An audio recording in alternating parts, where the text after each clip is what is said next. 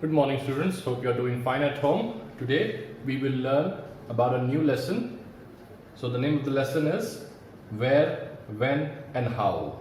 Okay. So to start with, we will see the terms used to describe the Indian subcontinent. Alright. India, that is Bharat, occupies the major part of South Asian realm.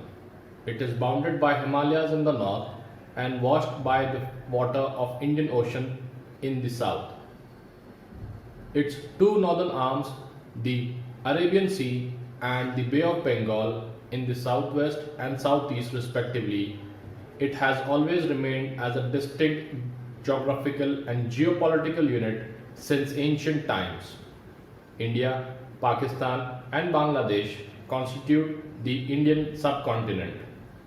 The term subcontinent was used by the British to highlight its vast size and diversity in physical and cultural attributes. So, we are trying to understand what the Indian subcontinent is all about. So, when we say the Indian subcontinent, what all things comprise of this vast territory? Okay, we'll quickly see the picture of how things look in terms of the Indian continent. So you can see a quick picture from the book which says the Indian subcontinent, where you can see India in the yellow color. Then you have Pakistan and Nepal up, and the blue color you can see India is surrounded by water on all the three sides. You have Arabian Sea, then you have the Indian Ocean to the bottom, and then the Bay of Bengal. Okay. Moving ahead, nomenclature. The name Bharat and India have deep reaching historical roots. The Aryan occupied the country after eliminating the Dravidian people of the Indus Valley and named it Sapta Sindhva, the land of seven rivers. Today's Punjab. They extended their sovereignty gradually to the east over the Ganga Yamuna Doba and called it the Brahmashais Desa.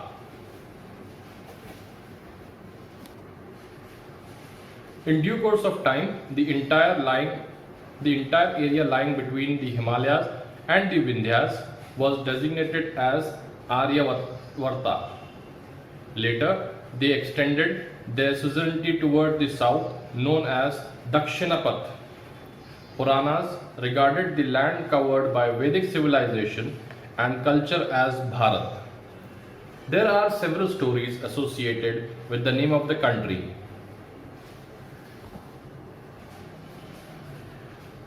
According to Markandeya Purana and Vayu Purana, the country was named after Bharat, the son of Rishabh, in the lineage of Manu. But in another context, Vayu Purana means Bharat as the son of King Dushyant, after whom the land came to be known as Bharat. It is also said that Sapta Sindhva was occupied by 5 communities of Aryans, namely Bharat, Trishu, Anu, Drahu and Yadi. The first communities of Aryans occupied large part of the country and hence the name Bharatvarsh. The Persians pronounce S and H, and thus they called Sindhu, Indus, as Hindu, and the land beyond Sindhu as Hindustan. The Greeks designated the river Sindhu as Indus and called this country India, which is the English version of Bharat, recognized by the constitution and in vogue in foreign countries. During the Vedic times, the territorial jurisdiction of India extended from Afghanistan in the west to Myanmar in the east, and from Nepal and southern Tibet in the north to Tamil Nadu in the south. The country was divided into 5 major regions. Number 1, Odisha, Afghanistan and North Pakistan, Parthicha, Rajasthan, Gujarat and southern Pakistan, Third, Madhya Desh, which is Punjab and Western Uttar Pradesh. Fourth, Prachaya, Eastern Uttar Pradesh, Bihar, Bengal, Assam and Orissa. And fifth, Dakshinapat, that is South India. Myanmar was then broken as Brahmadesh. During the age of Mahajanapadas, 1000 BC to 500 AD, 16 Janapadas, which are Anga, Magadha, Kashi, Koshala, Matsya, Vaji, Malla, Vatsa, Chedi, Kuru, Panchala, Surasena, Avanti, Asmaka, Gandhara and Kamboja rose to prominence during the Buddhist period. Chandragupta Maurya established the first empire in India, amalgamating Gandhara, Sindh and Punjab, and brought greater part of subcontinent under one political umbrella. The Mauryan Empire reached its zenith during the time of Ashoka the Great, which comprised the countries now known as Afghanistan, Pakistan, Nepal and the whole of India proper, excepting Assam, northern Mysore and northwest Madras. Another big empire was built up during the Gupta period, which is from 300 to 450 AD, when the entire expanse of the land from the Himalayas in the north to the river Narmada in the south and from Gujarat in the west to Bengal in the east became part of it. The Mughal Emperor Akbar unified the whole subcontinent consisting of India, Pakistan and Bangladesh. Myanmar and Sri Lanka were also part of the British Empire until 1937. In this quick map from the book, you can see the 16 Mahajanapadas that rose to prominence during the Buddhist period. This is a picture of India in the 6th century BC. Moving ahead, time frame of the medieval period of Indian history. The history of a country in the world is generally divided into three major periods, which are ancient, medieval and modern. Each of these periods covers several centuries. The length of a period may differ from one part of the world to another. For example, in Europe, the medieval period began around 5th century AD and continued up to the 14th century. In India, however, it began around the 8th century AD and continued up to the 18th century. The 8th century in India is categorized by changes in political, social and economic spheres, while the end of the medieval period corresponds to the decline of the Mughals. The medieval period in India is sometimes divided into two parts. The period from the 8th century to the beginning of the 13th century is referred to as the early medieval period, while the period from the 13th to the 18th century is called the later medieval period. We will now move ahead and see the major developments that happened during the medieval period in India. The importance of medieval period stems from several factors mentioned below. So the factors are: first, sufficient historical material is available for this period. Therefore, we are more familiar with this period. Second, most of the regional languages of India developed during this period. So this means most of the regional languages that are spoken in India were developed during this time period, the medieval time period. Okay. Third, our food and dresses are also involved during this period. So the food that we see, we eat different types of food. There are different types of there's a diversity in India. So you have South Indian food, you have North Indian food.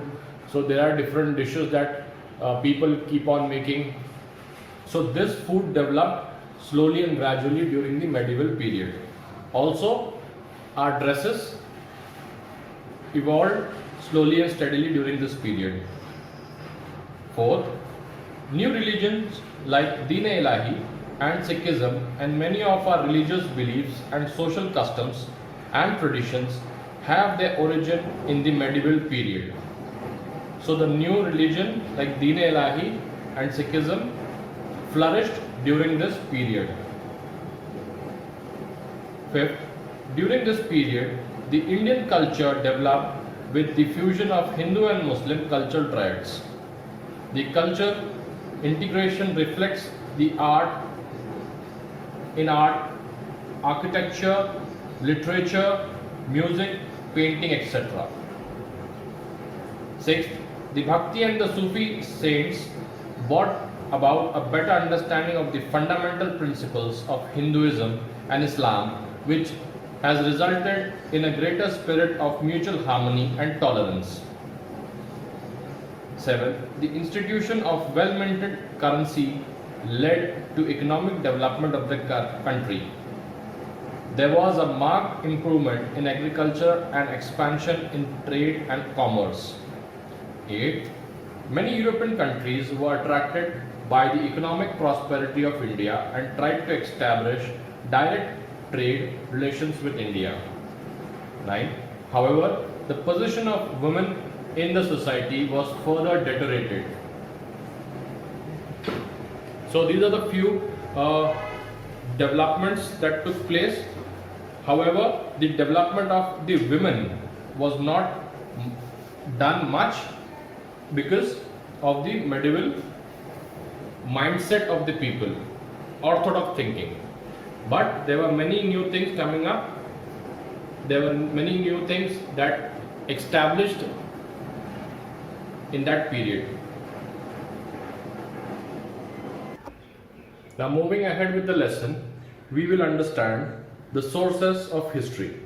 Okay, so the sources of history are those which provide us a clear picture of the medieval period, can roughly be divided into two main types. Number one, archaeological source, and second, literary sources. Okay, so how do we understand the history, the medieval period? We need to have some sort of written or some proof with us. So the moment we get these evidences is the moment we try and understand and figure out how the medieval period of India was. So let's start with first the archaeological sources. So what are the archaeological sources that help us to understand history in a better manner? Okay. Number one, inscriptions. So the word inscriptions, what does it mean? Alright. The word inscription means something written. Okay. We have a great deal of information from inscriptions. These were written on plate of copper or were engraved on stones and rocks. Such inscriptions have been found in large numbers in several villages and temples. The study of inscriptions is called epigraphy. Forms a major source of the information on the early medieval period. They provide us authentic information about the important events and their dates, the quality and achievements of the rulers, their art and administration, etc. So inscription means writing, something written on any metal plate like copper. Okay, when people did not know the art of writing and the art of writing or printing was not developed, they used to engrave it on stones. They used to draw or they used to write something on the stones. Okay, so this particular information we have in a lot of villages. These things have been found in a lot of villages and a lot of temples. So this information gives us a lot of clear picture about the quality and achievements of their rulers, their art and administration at that time. So they make us understand how the king worked at that point in time. How was his administration? How was the king with his people? How did he manage his army and everything? Okay. Next is coins. Coins, we all know, we have again 1 rupee, 2 rupee, 5 rupee coins. You have something printed on it. So there were early times in the medieval period when the kings used to mint the coins. They used to make the coins. These are found in abundance all over the country. Coins to throw a good deal of light on importance of historical personalities and events. Some information about the economic condition too can be gained from them. The study of coins is called numismatics. So what is the study of coins called? It's called numismatics. So you can see different coins made up of gold, copper, bronze, etc. Right? So these were used by different kings, and then different kings asked their workers to make those coins. So every coin was different depending upon the era of that king. Next is monuments, temples, forts and places like the palace. Several temples were built in different styles of architecture by various rulers. Brihadeeshwara temple at Tanajore, Kandaria Mahadev temple at Khajuraho, Lingaraja temple at Bhubaneswar, Kailashnath temple at Ellora, the Shore temple of Mallappuram and several temples at Kanchipuram are some of the famous temples of the medieval period in India. So we can see a lot of temples that were built by different kings in different areas. It's a beautiful work that it was done in a very beautiful manner, and these have become very famous in the course of time. Now coming to monuments. The monuments also include the Qutub Minar at Mehrauli in Delhi, Vijay Stambh at Chittor, Buland Darwaza at Fatehpur Sikri, Taj Mahal at Agra, Red Fort at Delhi, etc. Forts like Red Fort, Tughlaqabad Fort, Chittor Fort, Agra Fort, Gwalior Fort, and palaces like at Jaisalmer, Jaipur, Jodhpur, etc. So we can see different various monuments built by the kings of their time. They also built palaces. Palaces, we also call them mahals in Hindi. So we can see a lot of palace construction, especially at Jaisalmer, Jaipur and Jodhpur in the Pink City. Okay. Now moving to the other source of history, which is the literary source. Okay. So what does the literary source mean and what has it got to do? The early writing was done mostly on palm leaves and birch bark. So as I told you earlier, we did not have the art of writing or printing. So man wrote things on leaves. Okay. So palm leaves was used, and then the bark of birch tree was used, and other barks were also used to mention literary source. From the 13th century onwards, paper began to be used for writing, and such a number of books appeared. The literary sources are as follows. Now we'll quickly discuss what are the literary sources of history. First is autobiographies or memoirs. The memoirs of Babur and Jahangir were autobiographical accounts of their period. These were written in the first person. So autobiography means someone who writes his own history. Okay.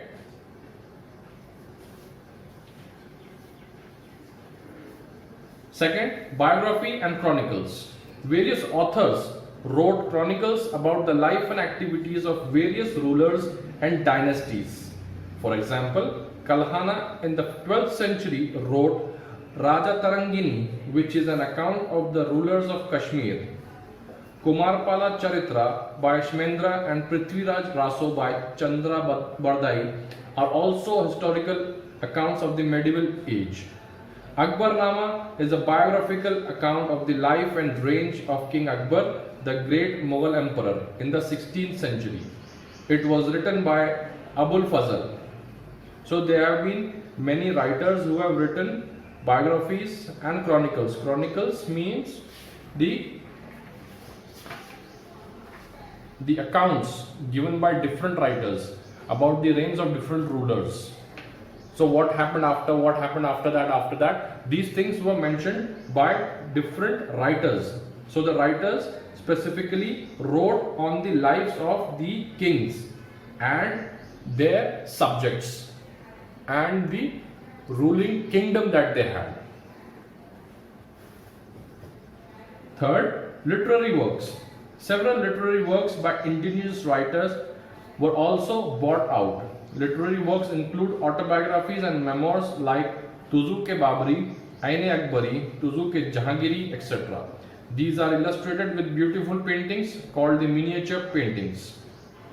So, literary works again has a different autobiographies like Tuzuk-e Babri, this was written for Babur. Ain-e Akbari was written for Akbar, King Akbar, and then Tuzuk-e Jahangiri was on King Jahangir. When people wrote these biographies, they also made some beautiful paintings for us to understand better. So these were called miniature paintings. In addition of giving general information, they throw a good deal of light on the development of art and paintings. Number 4, accounts by foreign travelers and historians. Foreign travelers like Al-Biruni, who visited India during the 11th century, wrote different accounts on the contemporary history, geography, astronomy, philosophy, etc. in India. Minhas wrote the history of Islamic rulers and sultans in the India during the 13th century. Bani wrote vivid account of Muslim rulers in India during the 14th century. Amir Khusro wrote Tughlaq-Nama during the 13th century. So, there were many foreign travelers who came from out of India in the medieval period. They were very happy to see the culture, the ruling administration, and hence they wrote different books and literature for us to understand. Fifth, literature. Dadin's Dashkumara Charitra, Bana's Harsha Charitra, Kalhana's Rajatarangini, Bilhana's Vikraman Dev Charitra, Chand Bardai's Prithviraj Raso, Shimendra's Kumarpala Charitra, etc. are great literary works of historical nature. Besides the above, a host of secular literature was also proposed, which includes dictionary works on grammar, dramatics, medicine, romance, religion, etc. So not only about the kings, but there were many other books written by great writers of that time and on different subjects. Okay, different subjects like dictionary. One of them was dictionary to understand the word meanings of different languages. Some work was done on grammar. Some work was done on the drama. Some work was written on the medicine, science, and some was written on religion, etc. Okay. Hope children you have understood this lesson. Thank you.